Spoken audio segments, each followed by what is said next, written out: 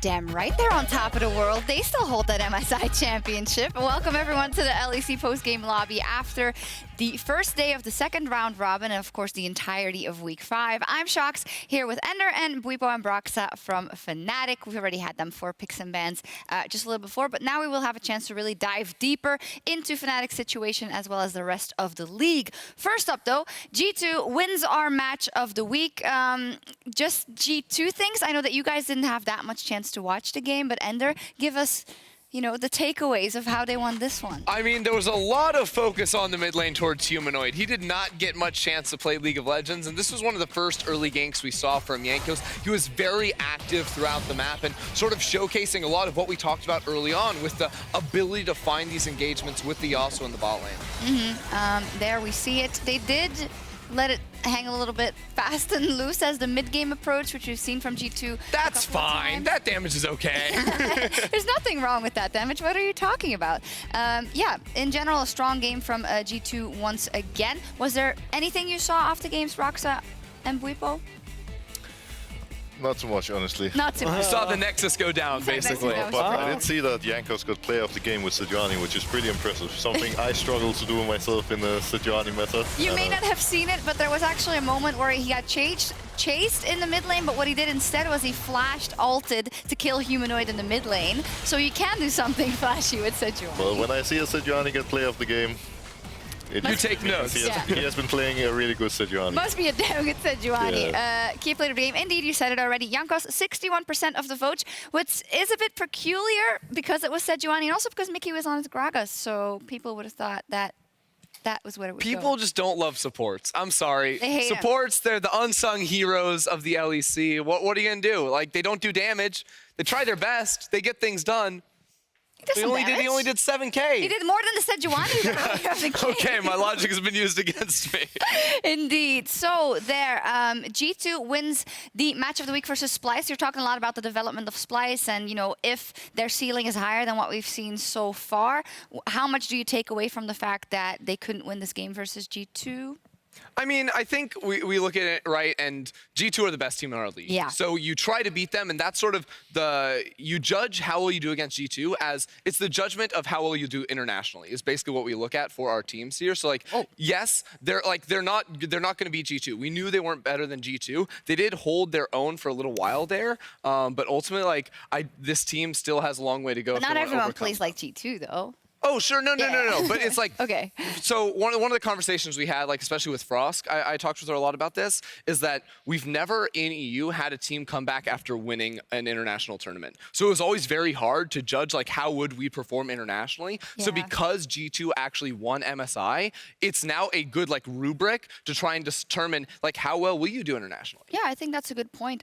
Yesterday, CrownChat was talking a lot about how G2 leveled up the rest of the region. Do you guys feel the same way, or do you think it didn't as much apply to you guys because your ceiling was relatively high already, Broxah?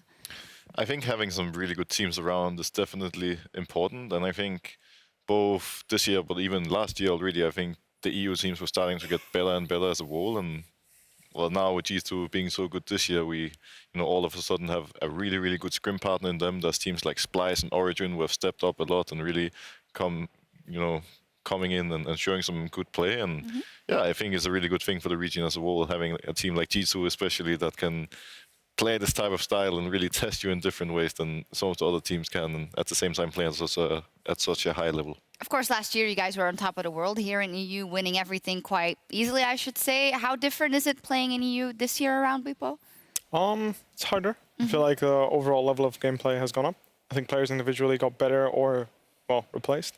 So I feel like in general there's a bigger pool of good players going around in the LEC.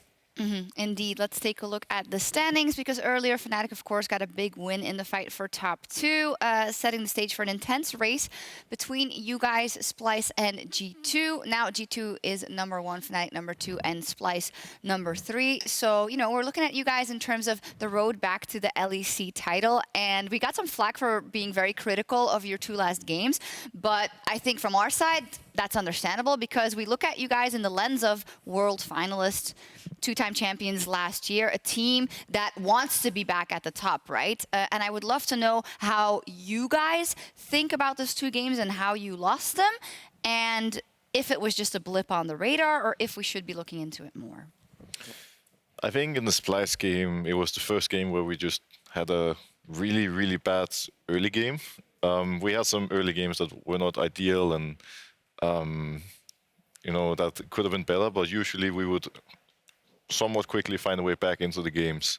But against Splice, it just went really downhill really fast. And while we did manage to slow the game down, we just didn't really find a way to deal with the Kiana especially, and we couldn't really find a way to make sure that Humanoid didn't carry the game. And yesterday, I felt like it was a bit similar, where we just played, you know, way faster than we actually should have, and it just went really downhill really fast to the point where we didn't even manage to set up a proper defense before it was already too late, and they just ended the game.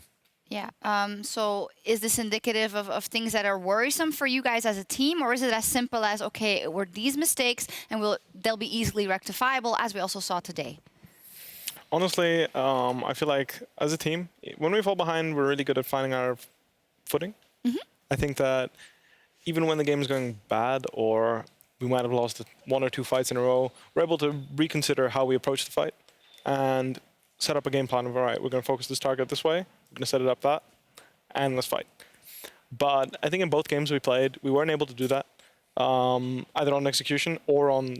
We didn't really find any way of like really breaking open the game. So in that sense, I do think it's a blip on the radar because we're usually really good at this, but sometimes it's just very difficult. Yeah, you guys usually bounce back, indeed. Bwipo, you talked a lot about not being happy with your own performance at certain times, last split and this split. How are you feeling now in terms of your development? I feel like most of the split I've played pretty okay. Certain games better, certain game worse. Yesterday was not a great game for me. Even though we lost against Splice, I feel like I played an okay game for the most part. But again, it's not what I'm looking for. It's not pushing past what I think the limit should be. So after yesterday's performance, I feel like I overshot my expectations for the split. And I feel like outside of that game, I played a pretty good first half of the split. But yeah, it leaves a very sour taste in my mouth, especially because I was pushing a champion I think is quite strong, and I wasn't able to make it show. Yeah, well, you have a lot of games to prove why you are doing really well. Broxah, same question for you. Of course, the big story coming into the split was all of a sudden there's Dan there, waiting on the bench as well. How has that kind of influenced how you've played throughout the split? I don't think Dan coming in has influenced me as much as people actually think. It seems to be kind of a story now that bringing in a substitute for me has motivated me to work harder and become such a good player. And I think it has been blown a bit out of proportion, because I think Dan coming in has been good for the team as a whole, because it's a guy coming in from the outside with a new perspective on how to play the game and a new perspective on our weaknesses in the team. So I think having him come in has definitely been good, and him working as sort of like a combination between player and having an extra coach has been really helpful too. But at the same time, I personally have no doubt in my mind that I would have stepped it up after Spring Split, because after we didn't even make it to the final in Rotterdam, I was really down. It was a really hard one to deal with, and sure, having him you know, around and wanting to play the LEC games is motivating and all, but at the same time, I'm pretty confident I would have stepped up either way. How do you feel you've done? I feel the same way as Bwipo, where I feel like it started pretty well. I think I've had a pretty good split as a whole, but at the same time, I just had 2 pretty poor games against Splice and Rogue. So right now, it feels a bit bittersweet. Before the game against Splice, I would have said that I was pretty happy with my performance overall, but at the same time, now I'm at the point that I need to get back to those performances that I had when the split started. Is that so? Because if you look at the dynamic of the Fnatic now, as opposed to the Fnatic with Caps last year, do you feel like a lot more has to come from you in terms of getting things started almost entirely? Or Bwipo has a pop-off game and just kills his lane opponent 3 times at the beginning of the game? Do you think there's more on your shoulders to get everything going for the team? I feel like I'm playing with a lot more responsibility for sure now, and I feel like part of why I sometimes now have games where, it goes horribly wrong rather than the past where I was always really consistent and I didn't have as many pop-off games, but I was just pretty consistent and I almost never, did worse than the opposing jungler. Now there's a lot more, it's a lot more important that I try to find these plays, and especially, something we struggled with in spring was to find synergy between me and Nemesis. Now we are getting that, so he's helping a lot in terms of pressuring the map and all this, but at the same time, losing Caps obviously does mean we're not playing as aggressive as we were, because Caps just goes in and goes crazy, and back then I was the one having to hold back, whereas right now I've had to learn to try to be the one pushing a little extra. Okay, how's the synergy with Magifelix? I think I think my synergy with Magifelix is all right as well. Obviously, we didn't really get to play the 2v2 as much as we wanted to yesterday, so we didn't really get to show that. But I think Magifelix had a really good debut game despite us losing pretty brutally. Are we going to see him again? I don't think I'm the right person to answer that question. No problem. We already cleared it beforehand. You guys, of course, can't give us any insight into what happens. How is the team synergy then? Let me ask it that way. How is the atmosphere within the team and the positivity going forward, getting closer to playoffs? I think people are just generally, we're getting back on track after this win, that's for sure. I feel like we hit a little bump in the road playing against Spliced, losing, and then again, losing twice in a row was a bit of a bump, but I think this win will help people set the goal again, reset the expectations. All right, guys, it's fine, we lose 2 games. We're still 8-2, we're second place. Yeah. Again, top 2 is where you're aiming for. Of course, you want the first seed, and we're going to fight for it, right? We are coming for that first seed. But if we get the second one, we're still happy that we get to compete, get to go straight to the finals, right? So, all in all, I would say it's pretty good. I feel like we had a good performance today. Everyone sounded ready to win, ready to play on stage. Yeah. So I think we were pretty confident. Good to hear. Yeah, do you feel like there were a lot of learning opportunities for you guys from those 2 losses? Because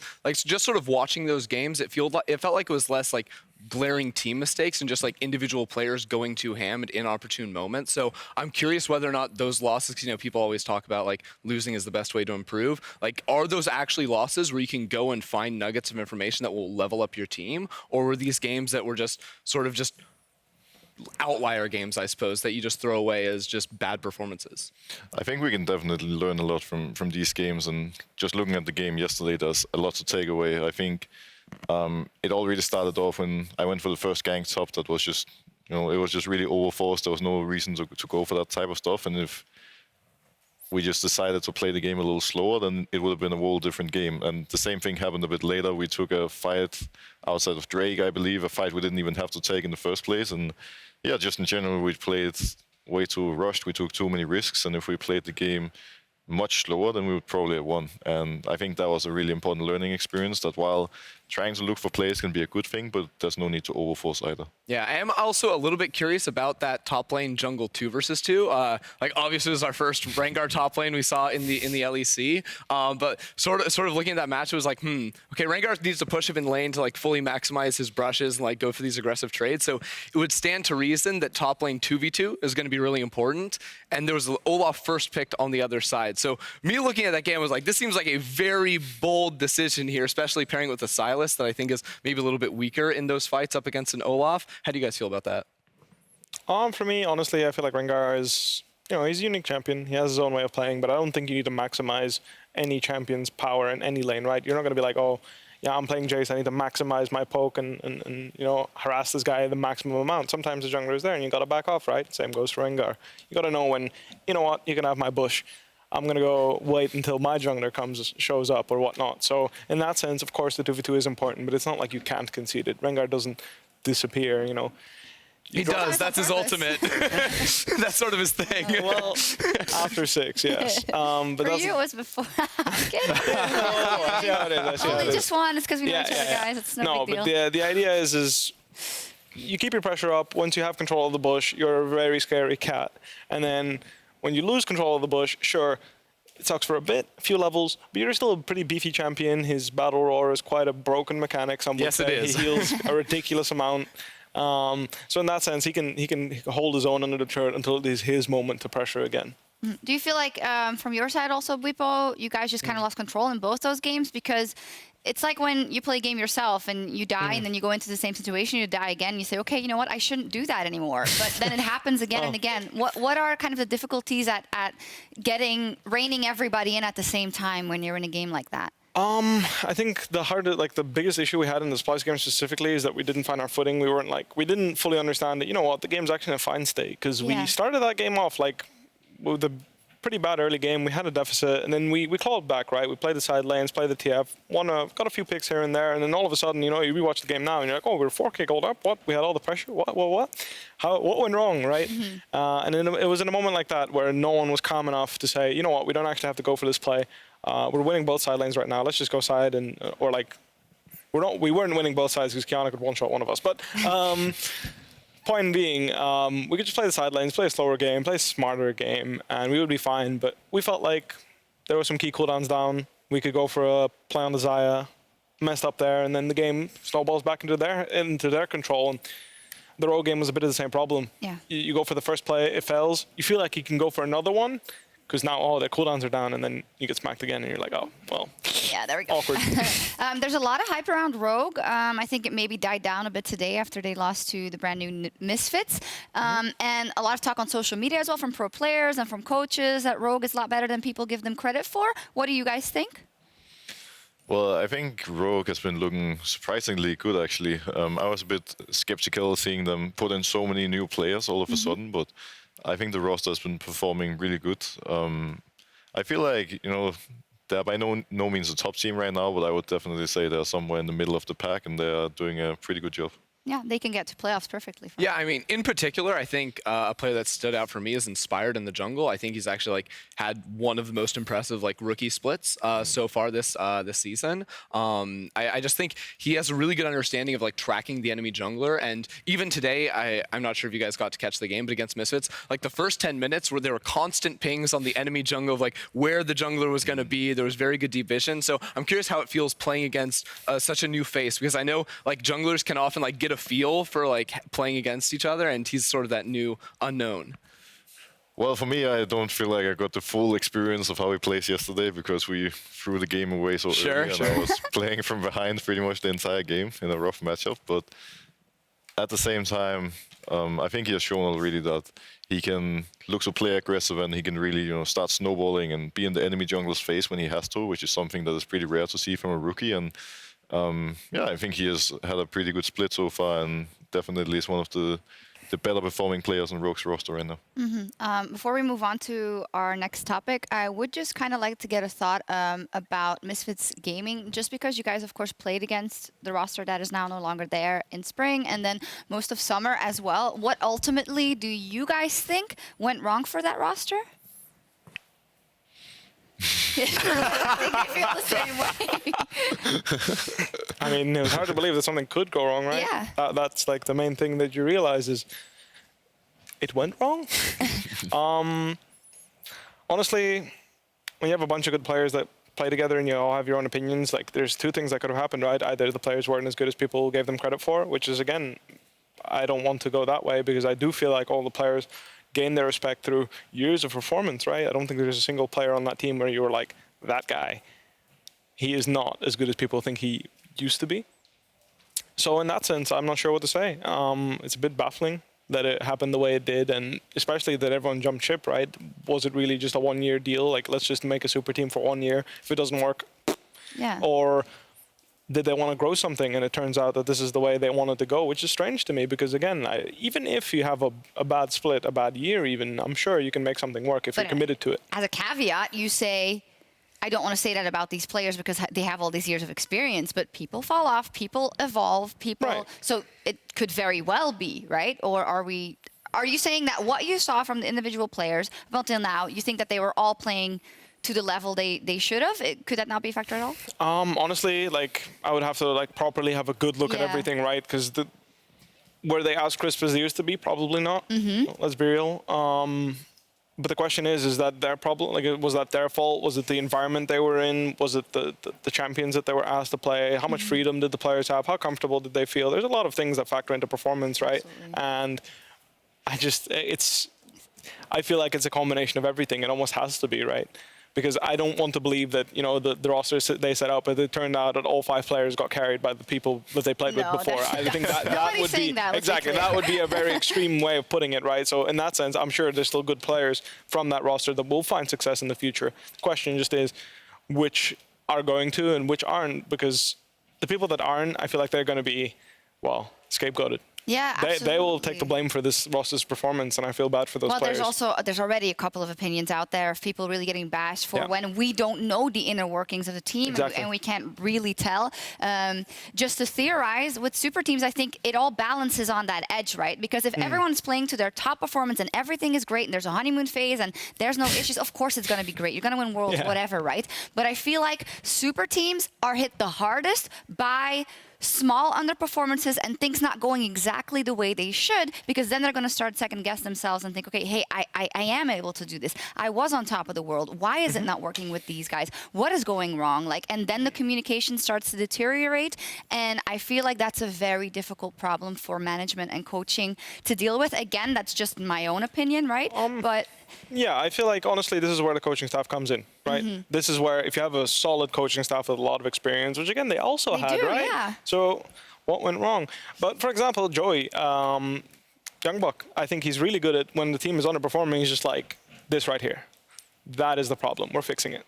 And then giving us, you know, the necessary information to make sure that we are fixing it, and then checks, okay, are we getting better at this? Whether it be the early game, mid game, neutral objective control, how to set up this, how to set up that, when to approach, whatever. Any of all that, it's not necessarily something other people don't know. He just knows how to bring it to the team.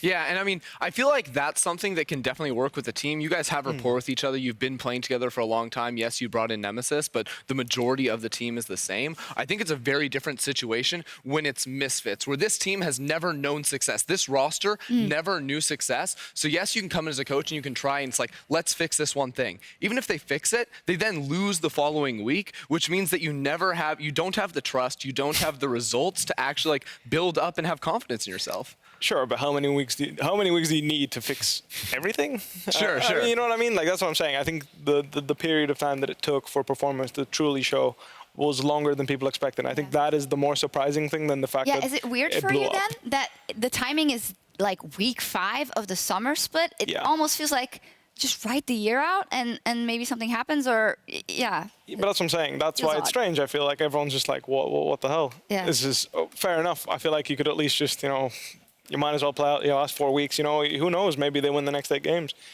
It's so hard to say what's happening on this team, honestly. Like, it's interesting to think about. I definitely didn't expect this to happen, but at the same time, you know, we can sit here from the outside and speculate about all sorts of crazy things, and no one really knows what the actual case is, right? Like, maybe there was just some disagreements and clashes. Maybe they just couldn't find their ceiling. Maybe the Misfits wants to bet on the academy team going forward. It could be so many things, right? Yeah, no one really knows. You're right. On the last note, we were 3-7 and we went 11-7. So, I mean, we made it. It can happen. It can happen. But I think you are right. It is interesting, I think, to theorize because it's such an enigma, right? Like this super team that we were all so excited for. And, you know, Gorilla coming to Europe and the Moose is back, and it all seems so perfect. I would say even in summer, I had a lot of hope at the beginning when the Moose came back and stuff like that, but it didn't happen. Maybe they sit down and have a long conversation with someone. They don't have to by any means, of course, but I'd love to know what happened at some point. Moving on, we're going to focus in on some players, specifically because I asked Ender and also on Twitter the LEC fans to pick out their mid-split all-pro dream team. So one player from each team, and to get the creative juices flowing, we're going to start with Ender's team. There we go. This is your mid-split dream team. Alphari, Xerxes, Caps, Upset, and Hylissang. So, yeah, motivated. Yeah, so I mean, with the parameters that you can only choose one player from each team, I figured the best place to start was like, look at the roles that I think are least stacked in terms of talent. So for me, surprisingly enough, I think mid lane has the least depth in terms of talent, and also support. So when I was looking at it, the options were either Caps and Hylissang for me, or it was going to be Nemesis and Mickey. down in the bottom lane. Because I gotta say, I'm baffled that Mickey's not up there. But no, but that's the thing. The question is, do you value Caps Someone higher else. than Nemesis than you value Mickey over Hylissang? So my bet was I valued Caps further over Nemesis than I would put Mickey over Hylissang. So I ended up going with Caps and Hylissang. And then you're put in an awkward position where you can no longer choose from Fnatic or G2. So just sort of going top to bot, I felt that Alphari has actually been like very consistent and just one of our strongest weak side top laners in the LEC so far. Xerxes outside of Broxah and Jankos. He's like my top 3 jungler at the moment too, so I put him in there. And then AD carry is the one where you have to look way down because like all these top teams no longer have the option. You can't actually pick them up. So I think Upset has been probably the most consistent out of that Schalke roster. And I think he's been playing very well. Yeah. Is there anything that's like a glaring, I would have done something different from you guys? Well, mostly for me, I'm just happy seeing Hyli there, honestly. I think Hyli has been performing really well this split, and you know, he has always been going a little bit under the radar, I feel like. Even though he got some praise last split, he has been performing really, really well and is bringing a lot to the team, so I'm just happy to see that being highlighted here. As a note, Nemesis tweeted, "Hey Bwipo, can you please stop talking so much so we can perform?" Thanks. So how it We're going to be here for another hour. Yeah, okay. I'm sorry, Nemi. We'll try and wrap it up. Yeah, the team is actually waiting. That doesn't always happen. I think they really like want to go home together, which is nice, though. Is he talking more, Nemesis?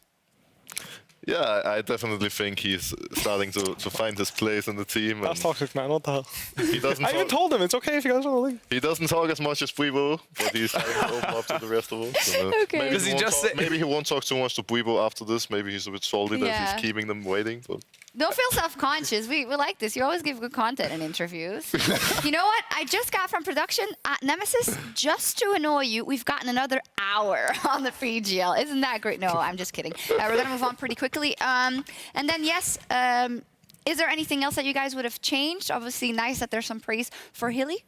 I mean, on the Hilly note, I feel like he gets too much, Black? yeah, too much flack when he has the bad games. Because I feel like when he has the good games, he's actually carrying alone almost, right? And then when he has the bad games, he's like, oh, it's the worst player I've ever seen. I feel like it's because in years past, and also his UOL legacy, which is something that I think everyone, including Caster, struggle with, things that happened in the past, people remember those and like to bring those up when it like occurs once again. And he used to be kind of a coin flip player and very aggressive in the Unicorns of Love days, in the early Fnatic days as well. But I think that's fair of you to say that, hey, now it's a different Hilly and these are off games. And I have to agree with you because for most of the year, he's been playing, like last year, he was insane as well. So yeah, good stuff.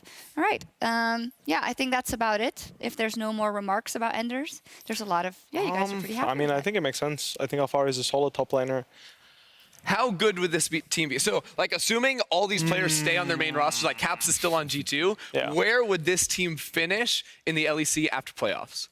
Like these players? Yeah, so this is a team. If you like, they have insane synergy from the get-go. I'm actually not sure because honestly, I feel Upset and Reckless.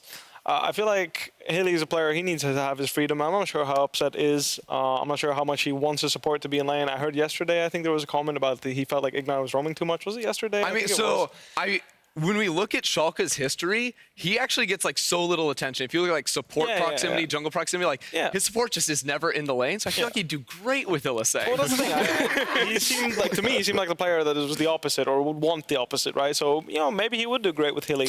And in that sense, we know Hilly and Caps, if they get together, the enemy mid laner is not going to have too much fun. So in that sense, that can go very far, even if even if your top side isn't stable. But in that sense, we have Alphari, a very stable player, and Xerxes considered a pretty good performer. So honestly, yeah, you've got the mid support that's gonna wreak havoc in the early game, and then the jungler can just hop in and woo. Let's go. So this team's playing G2, right? Who camps mid lane harder? Is it Hylissang or Mickey? Who kills Caps more times? Hilly, easily. Hilly, excellent. Good stuff. Now I want to see that team play versus G2. All right. Moving on to the Kia Player of the Game leaderboard. Our man Broxah, who's right here, is in first place, followed by Jankos and by Humanoid. And it's important to note that in the event of ties, the player that has received the highest percentage of votes will end up coming out on top. Broxah is topping the leaderboard leaderboard. Screw all the haters. He's up there, guys. Are you going to keep picking Lee Sin so you can keep getting player of the games? Yeah. Like, is that the ultimate strategy here? I'm actually sitting here thinking if all those 4 games were in Lee Sin, They were all on Lee they Sin. were all at on least Lee 3 or Sin. 4. So yeah, I guess I have to convince my coaching staff that One we're of them playing was Lee Sin Gragas. twice next week. Yeah. Oh yeah, one of them was Gragas actually.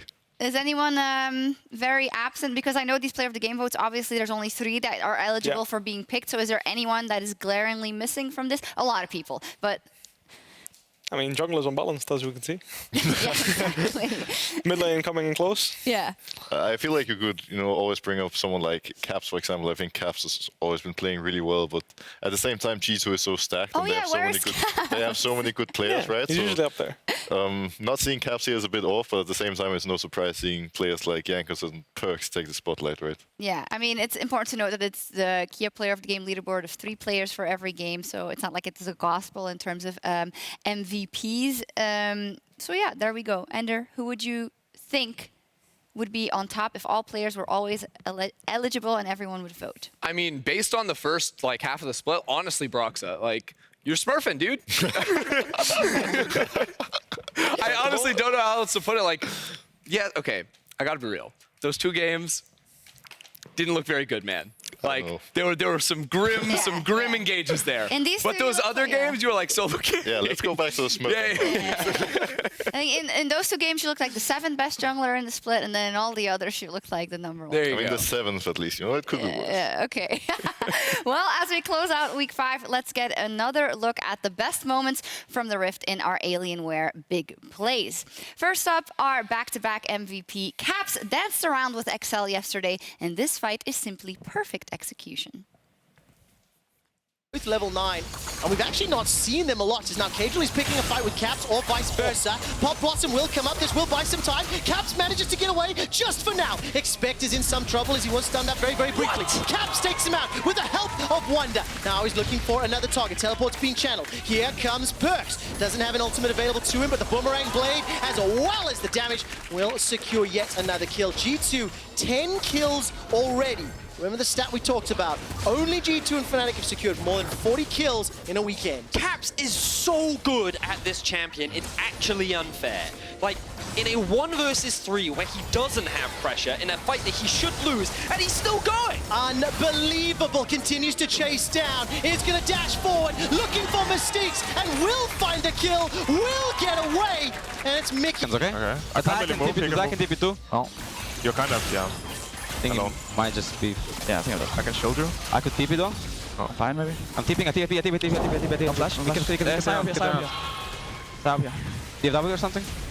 Soon. I will use Ventura. There's no flash. Zaya is flanking, I'm flanking too. Zaya no flash. Herald. Herald. I'm tanking now. So Hey, Rakan doesn't flash as well, right? Jungle take. I think I'll basically go bottom. And then Yeah, I have I'm just going TP, Nico has TP as well. top. I'm fidgeting kind of here. Okay, kind of. I'm coming with you. I have heal for you, so you can debate a minute. You want to chill me? Chill me? Yeah. I have TP. I can TP bind them. Maybe just on. I TP behind. I TP on rep up. Zaya no flash node. Zaya no flash node. I shield again. I'm just pushing top. Well, I guess she had ult. I didn't know that. Someone is here. I'll base. I can move. So calm, and then Jankos comes in and is like, go in. Pretty calm comms, actually, for the games that are always that crazy. Yeah, my favorite is I can shield you, we can debate them, personally. Rouge, oh my gosh. Rogue's Woolite had an angry Rengar, sorry Bwipo, running after him yesterday. A quick flash was all it took to send the beast back to the fountain. Come on, guys. Really? Engage it, but Rogue pull off at the perfect time. And meanwhile, check out bottom. Simmer is chasing down Bwipo, forcing the ultimate out of Rengar. Is gonna go back in, tries to get the kill here, goes back into the bush. No, freeze frame, goes back in, not enough! Brings it back on the Boomerang Blade, and Woolite outplayed. I'm gonna bait around mid. Go bot or not? I think, hey, you can kill Rengar. No flash, no ult, I mean. Okay. She has nothing. Look. Yeah. I got Rengar. Nice. Oh, nice. Woolite. Oh my god. So? Nice. Just push top. Woolite, oh my god. Oh my god. A little bit of desperation going into that one. Yeah, but I was, especially the first one I found curious, because when we were watching, we were like, wait, are they actually going back in? It was, well, we could of course see that there were 3 other people there, but still. What do you mean, topside? Oh, Yeah, no, I mean, topside. I mean, it was my fight, right? My fight, I was just, I felt like I could outplay him, but yeah, he flashed the boomerang when I should have flashed it, so. Yeah. Oh, that's Yeah. how that ends. Okay. If I flash it, I'm pretty sure I win, but. Okay. Okay then. Next up, the Italian stallion Jizuke. He didn't have the eye of the tiger earlier this split, but today he landed a clean knockout on Origin. I'm going. I will go Silas. I'm going on Rise here. I need to back up. Lob them into the wall, show them their place, put them in their graves. Alfari lands the perfect ult for the fight, and now Cabochard has to flash away. Alfari still on the chase here. He got the double kill, but he wants more. Cabochard must turn Jizuke on the flank, but it's not enough. OG are going to get killed. Oh no, Patrick might go down. Jizuke can do so much in this fight. The shutdown comes out. Patrick, one more auto, the package. Oh, Jizuke takes out one. He has to turn to Alfari next. Oh, he almost gets down Nuke Duck as well. Can Jizuke do this? It would be a hero play for Vitality. Jizuke is playing out of his mind right now. Just one HP, one auto attack is enough to kill, but he still wants more. On the ward, Nuke Duck must run back in towards his base, but Jizuke is not going to let him out easy. Nuke Duck could feel that one whisper by his ear. Now he's trying to get to the wolves, the TPUs, but the chase is on. Phosphorus Bomb doesn't quite find its mark, and Nuke Duck will escape. What a letdown. He didn't kill him. I mean, I'll be honest, the Gnarl was more impressive. Yeah, you were like, look at the Gnar. It's like the Gnarl was so sick. Jizuke. Yeah, I wish I'm glad we see Gnar, but I wish we would see more of it. I mean, we'd get tired of it if it's every game, but like the Gnar ult is like one of the most satisfying things to see in the game. She wants you to play Gnar, Bwipo. Fun champion, cute. I actually did play him. Strong. I did play him earlier this split, but I don't think I got a good ult off, so. Okay, well, lessons. We want more. Okay, then that will be it for us for this week. And then next Friday, we will be back, of course. 5 more games, including Fnatic versus Misfits Gaming. Oh, that's actually quite exciting because you're going up versus the brand new roster. Is that in a way more difficult because you don't know what these guys are going to throw at you? Well, it's obviously really hard to expect what's coming, right? I believe they played both games this weekend, right? So at least we have 2 games to watch, and they won one. Leader and Kirei has been playing a little bit already, but at the same time, it's so hard to say what's happening in the Misfits camp right now, and it's going to be exciting to see what they bring. Rogue beat you, and Misfits beat Rogue, so it's going to be a hard one. And Fnatic beat G2, so Misfits is better than G2? And TSM? What? How does that work? I also think Misfits has the unofficial World Championship belt. They do. It's good. I love how producer was like, confirmed. They have it. Nice. And then we have our match of the week is on Saturday. Origin versus Fnatic. Very interesting. A lot of history, all that yada, yada, yada. But from a pure player versus player perspective, Bwipo, how do you think you're going to do versus Origin and Alfari? He's a solid player. It's hard to gain advantages over him. I feel like he's one of the only players that I haven't quite gotten a solo kill on, so always fun to play against him because I feel like he pushes you to being smart. If you're not smart about how you play, how you lane and whatnot, you're just going to fall behind. And I think that's always an exciting way of approaching a game sometimes because, you know, it's not always fun to brute force advantages against everyone. I feel like that's what he's really good at, stopping you from brute forcing advantages. And it's always an interesting matchup in there. Yeah, he's incredible in lane as well. Broxah? Yeah, I'm looking forward to playing them as well. I think Colt has been looking really good this whole year, so it's always a pleasure going up against him. He's not usually the in-your-face type of jungler, but he plays really smart, and yeah, it's going to be exciting to get back on the Rift against him. Ender, who's winning? I'll put my money on Fnatic right now. I think they look a little bit more consistent overall. Origin are putting the pieces back together, but it seems very similar to last split where they start off weak and they're trying to ramp in towards playoffs, but this will be a really fun matchup to watch. We're probably going to see it again in the postseason. Yeah, getting closer and closer to playoffs. It's going to be super hype and more League of Legends across the Atlantic because LCS is about to start with Cloud9 versus 100 Thieves. And after their last game over there, we'll have our rebroadcast from the LEC. I think we've talked for enough. I think Nemesis will agree. Thank you, Bwipo. Thank you, Broxah. And thank you, Ender. Always a pleasure talking to you guys, but it's time for us to call it a night. Thank you very much. We'll be back Friday for more action in the LEC. See you then.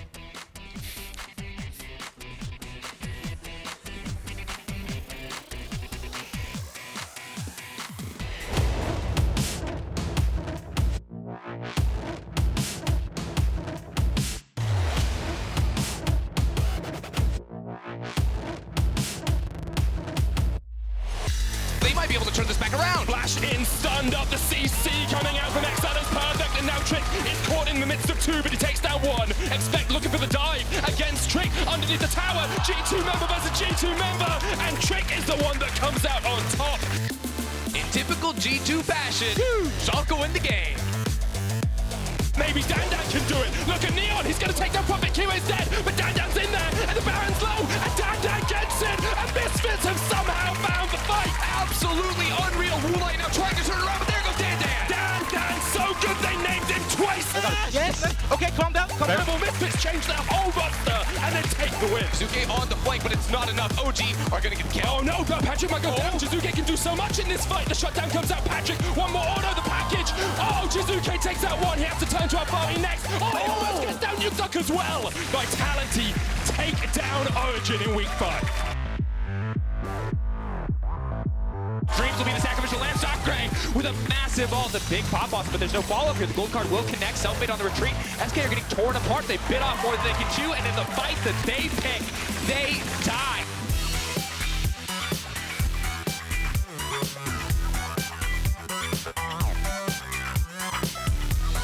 Cap's now going to run for his life. Wants to take a grab, a grass blade, buy a bit more time, but no wants to turn it instead. I thought he'd run. He was not having it. It looks like he might just get taken down, but Parks in the midst of team. Hey, Yasuo damage is just too much.